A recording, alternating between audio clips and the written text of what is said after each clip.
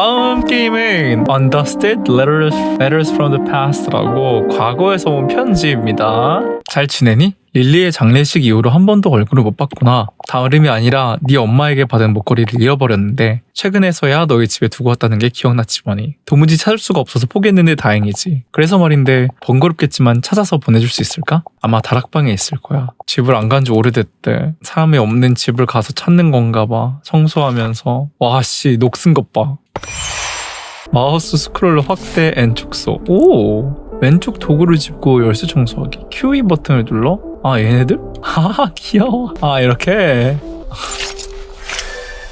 힌트 해금했다고? 일단 100%부터 닦으면 안 될까? 어느 정도까지 닦으면 힌트를 사용할 수 있습니다. 탭 키를 홀드해서 아 이렇게 딱히 힌트 안 사용해도 깨끗이 닦으면 되는 거 아니야?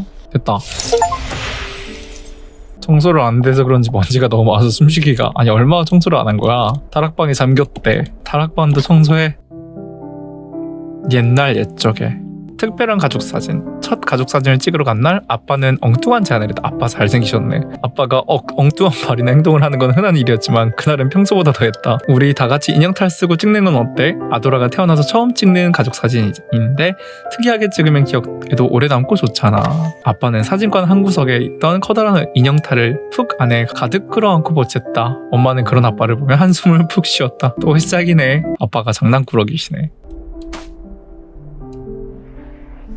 결국 인형탈을 못 썼대. 딸이 아빠의 입을 물려받았다. 아빠를 많이 닮았네.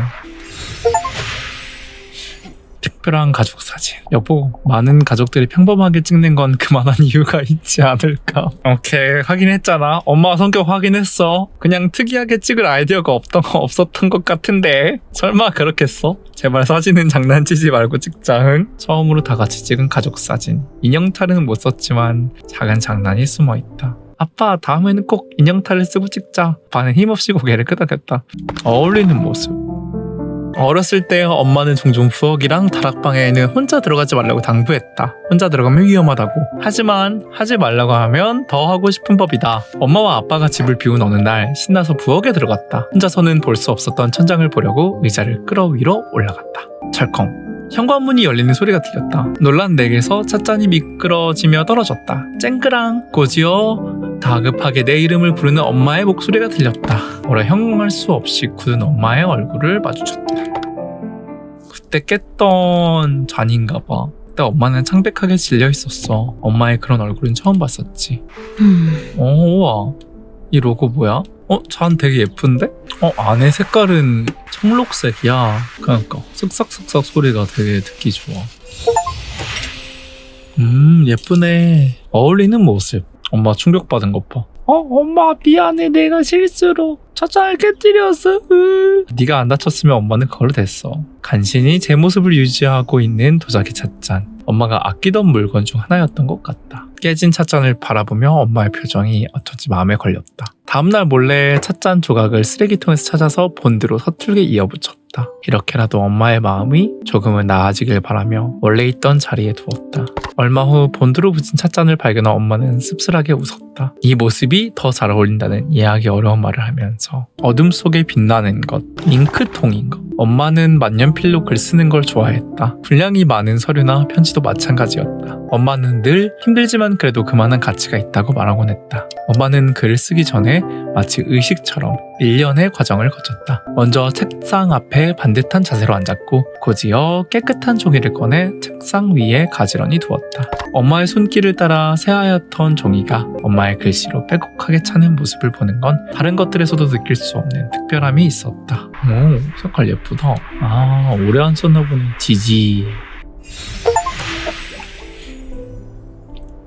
어둠 속에서 빛나는 것. 가장 깊은 어둠 속에서야 비로소 우리는 자신 안에 숨겨진 별을 발견한다. 엄마가 좋아하던 작가의 말이야. 왜 작가의 말이 여기 써 있어? 그 작가 에디션이거든. 대학 시절 아빠가 힘들게 구해다 준 거야. 한 번도 안 쓴 것 같은데 아까워서 안 줬어? 한번 볼래? 이 잉크로 글을 써서 불을 끄면 야광이라서 반짝거린다? 어두울수록 빛나는 잉크야. 반짝이는 잉크가 들어있는 특별한 잉크. 라벨에는 어느 작가의 명언이 새겨져 있다. 아무 생각 없이 쓰다가도 종이 위에 쓰여진 모습들을 보면 새삼 내가 누구인지 알게 돼서 깜짝 놀라곤 해. 엄마는 그렇게 말하며 잉크병에 뚜껑을 닫았다. 돌이켜보면 그날이 마지막이었다. 무슨 이유인지 그 이후로는 엄마가 만년필을 쓰는 모습을 볼 수 없었다. 그냥 엄마가 비밀이 너무 많은데? 행복의 최소의 조건. 아빠는 음악을 무척 좋아해서 틈만 나면 노래를 흥얼거리고 크고 작은 악기를 연주했다. 퇴근할 때면 직접 작사 작곡한 아빠는 퇴근이 좋아라는 유치한 노래를 부르면서 집으로 들어왔다.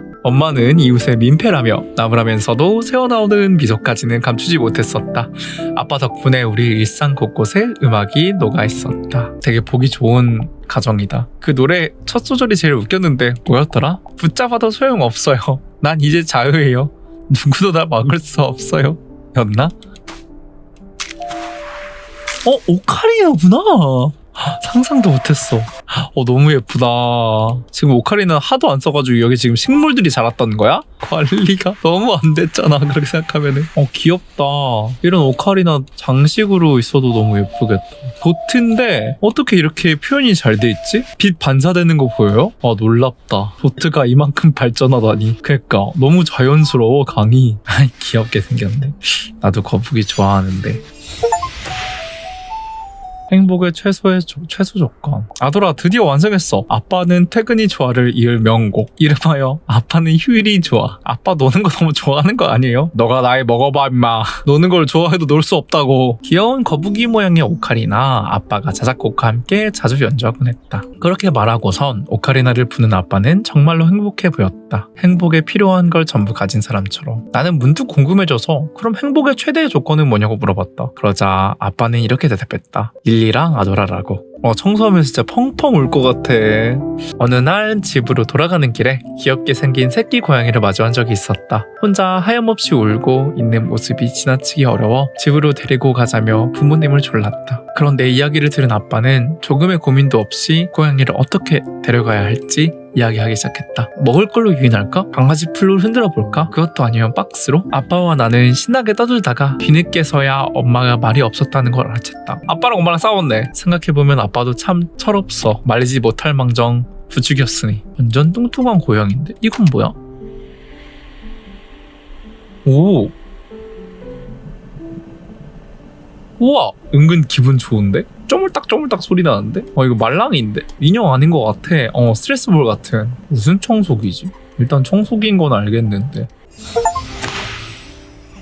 했다. 아주 오랫동안 고민하고 키울 방법도 알아보고 필요한 물건들도 미리 준비해뒀다면 또 모를까. 집에 아무것도 없는데 갑자기 데려가서 어떻게 하라고. 고양이 키우고 싶어 했구나 아빠가. 릴리 왜 그렇게 정색하고 그래. 알지. 반려동물은 신중하게 데려와야 하는 거. 하지만 아두라도 키우다 보면 책임감을 가질 수도 있잖아. 물건들이야 차근차근 준비하면 되는 거고 어미 고양이가 잠깐 자리를 비운 거면 멀쩡하게 잘 지내던 가족을 생이별시키게 되는 거잖아. 그것도 맞아. 줄무늬가 있는 고양이 인형. 부드럽고 푹신하다. 만질 때마다 귀여운 소리가 난다. 나는 내 마음을 알아주지 않는 엄마가 야속해 방문을 쾅 닫고 들어가서 나오지 않았다. 그날 저녁 우리 사이에 눈치만 보던 아빠가 조용히 다가와 인형을 하나 건넸다. 엄마가 아돌아 주려고 샀는데 어떻게 줘야 할지 모르겠나 봐. 인형의 부드러운 촉감은 서운한 마음을 자연스럽게 녹아내리게 했다. 며칠 후 그 새끼 고양이를 같은 골목에서 다시 마주쳤다. 그 애는 저와 똑같이 생긴 어미 고양이에게 장난을 치고 있었다. 만약 그때 데리고 왔다면 엄마 말처럼 됐겠구나. 부끄러운 마음이 들었다. 잊지 못할 순간. 뭐야 이 두쫑구 같은 건. 우리 동네는 따뜻해서 눈이 잘 오지 않았다. 가끔 오더라도 땅에 닿기 무섭게 녹아내려 한 번도 쌓인 모습을 볼 수 없었다. 눈싸움을 한다든지 눈사람을 만드는 건 내게 TV나 이야기 속에서만 가능한 일 같았다. 새하얀 눈 위에 내 발자국 남기기, 눈밭에 누워 천사 모양을 만들기, 커다랗고 동그란 눈사람 만들기, 이런 것들은 내 유년 시절의 소원 목록 중 일부였다. 드물게 모든 시간이 나서 가족 여행을 갈 수 있게 되었을 때 나는 눈이 많이 오는 곳을 가고 싶다고 졸랐다. 그렇게 눈이 많이 내리는 곳으로 여행을 떠나게 됐지. 덕분에 하고 싶었던 것들을 전부 다 해볼 수 있었어. 거기서 사온 기념품이구나. 이거 꽃 설마 여기 자라는 거야? 레전드. 장식이 아니었어. 너무 예쁘다. 닦을 때 뽀득뽀득 소리 나는 것 봐.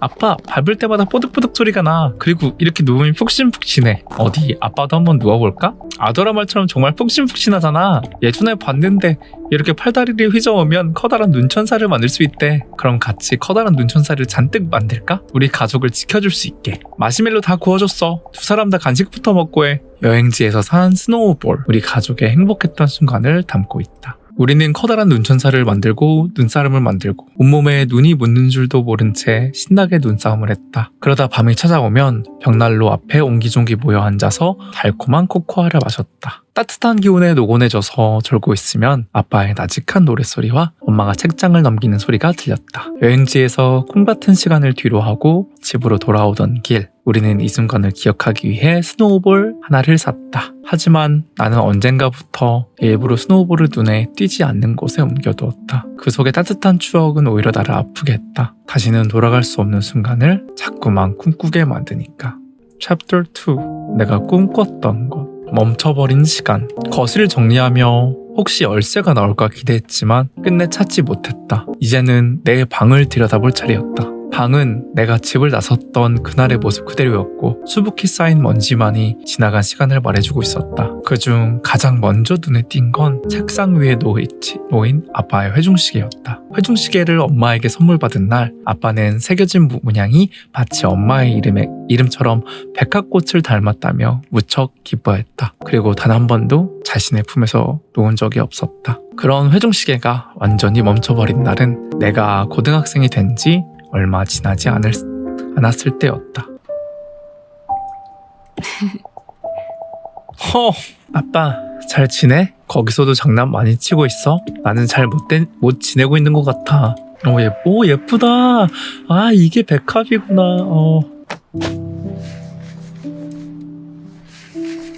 Etched in heart.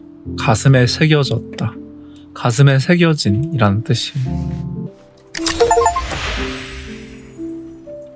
아돌아, 엄마가 누누이 말했잖아. 회사로 직접 전화하지 말라고. 나는 그냥 퇴근할 시간인데 말도 없이 안 오고 엄마 폰으로도 연락이 안 되길래 미안해. 정신없이 일하느라 깜빡했어. 다음부터는 엄마가 잘 확인할게. 그래도 전화보다는 문자로 연락해. 저녁 잘 챙겨 먹고.